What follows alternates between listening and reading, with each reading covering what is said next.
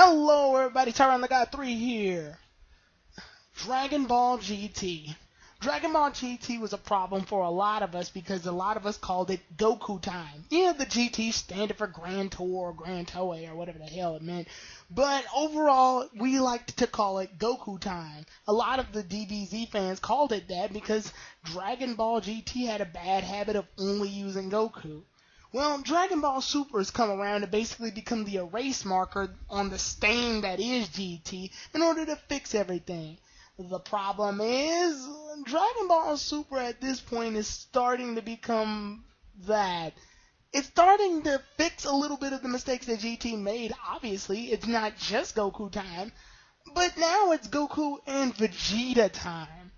Yeah, obviously I'm pretty glad at them for giving another character equal spotlight. Goku and Vegeta more or less are always together. Sometimes it's a little bit annoying, sometimes it's cool.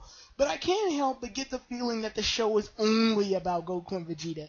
Even from the very beginning, I knew something was up. When in the first episode, a lot of the things revolved around Goku at the beginning to introduce him as a character. And then the second episode was mainly about Vegeta, with that episode ending with Goku and Vegeta training. This pretty much showed that Goku and Vegeta will wind up going to be on a level all their own, while all the other Z Warriors more or less are just irrelevant at this point. And the reason I'm talking about all of this is because today I want to go ahead and look at all of my favorite fighters that are not Goku and Vegeta. Yeah, Goku and Vegeta are cool and all, and they definitely make Dragon Ball Z great, but they're not the only Z Warriors in Dragon Ball Z. One thing that I really loved about Dragon Ball Z is that it has no problem showing off its other characters, at least back in the Dragon Ball Z days. As the Cell Saga went on and we went even further into Dragon Ball Super, it's clear that a lot of the Z fighters slowly started looming into the background. I mean, yeah, we got them fighting in Resurrection F, but even that was kind of minute considering the fact that Goku and Vegeta were clearly way more powerful than them, reaching god levels of energy, and most recently in the Universe 6 arc where Piccolo and Majin Buu just got shamelessly pushed aside. Because of this, I decided to go ahead and make a top 5 on all of my favorite characters that are not Goku and Vegeta. Granted, I told everyone this before, I like all the Z Warriors.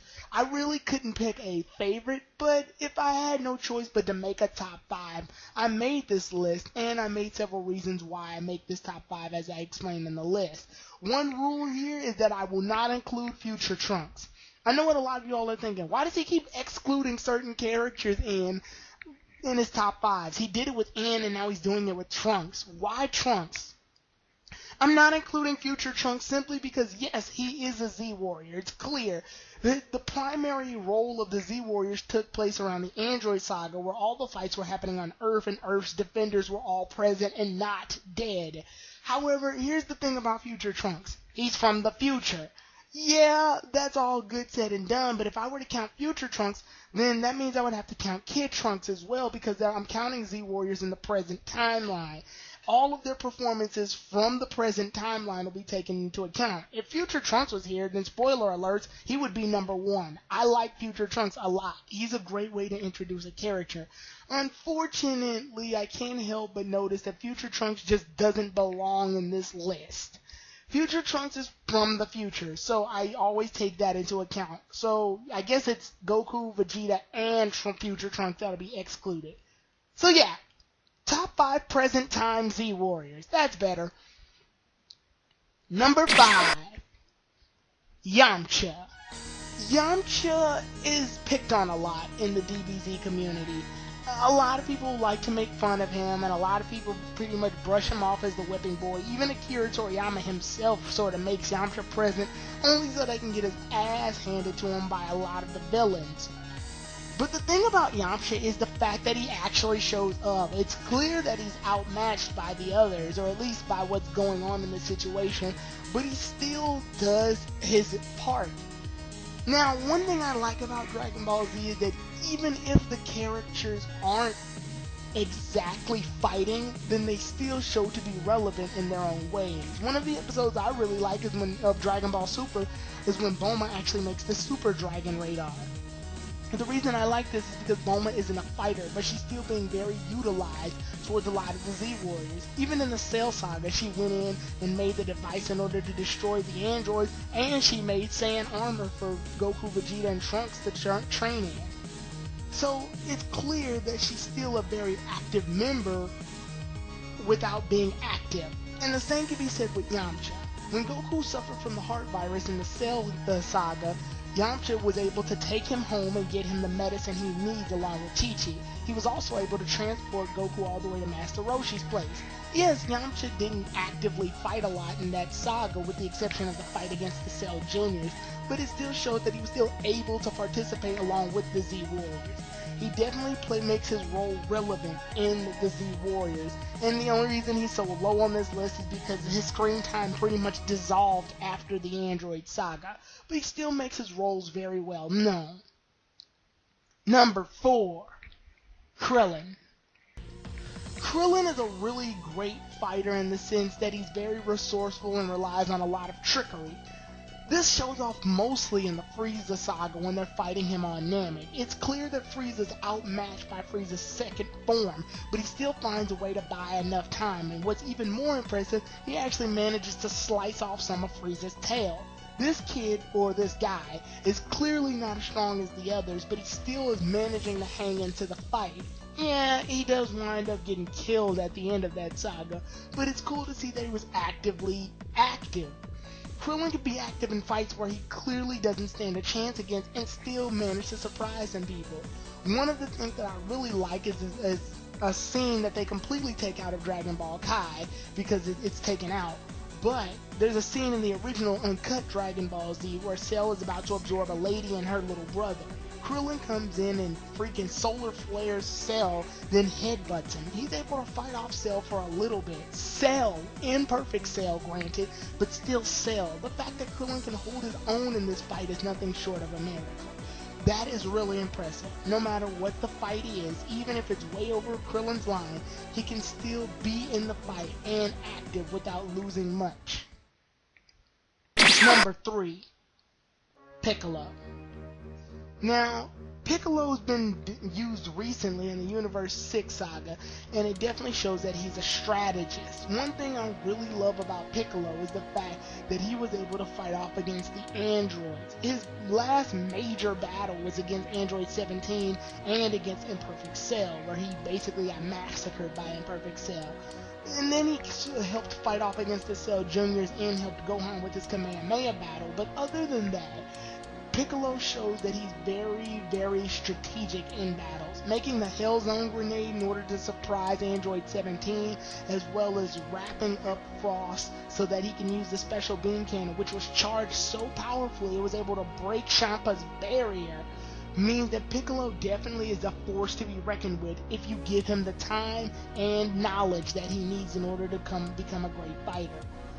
Piccolo's very resourceful, and it's clear that Piccolo has a lot of great moments in the series and has become a fan favorite amongst many. The one problem with that, though, is that Piccolo's usage started to dissolve and he wound up becoming more or less a babysitter once the Majin Buu saga hit, and then things started looking a little low for him around the Resurrection F saga, where he got killed by Frieza and then quickly resurrected back. Yeah, they're not giving Piccolo the screen time he really deserves, but it was good to see him in the Universe 6 saga, even though he wasn't really utilized much and got cheated out of a victory, but I digress. Number 2, Tien Shinhan. Now, a lot of y'all are wondering, if Yamcha and Krillin are so low on the list, how the hell is Tien over Piccolo? Well, here's the thing about Tien. The thing about Tien is that Tien is around the same level as Krillin and Yamcha. He's probably a bit stronger than them, obviously, but still around the same level. Here's what I respect the most about Tien, though. Tien's in everything. Tien winds up in everything. He fought in every saga. I mean, yeah, obviously people aren't going to try to count the moments where Tien, Yamcha, and Chaozu fought against the Ginyu Force on King Kai's planet. I still count it. I mean, hell, it's in the anime, which means it's a canon within the anime, but not within the manga, but I still like to count it. Tien fought Nappa, did the most damage on Nappa before he died, Then he ended up fighting Jason Burton. He ended up fighting off against Semi-Perfect Cell in the Android Saga.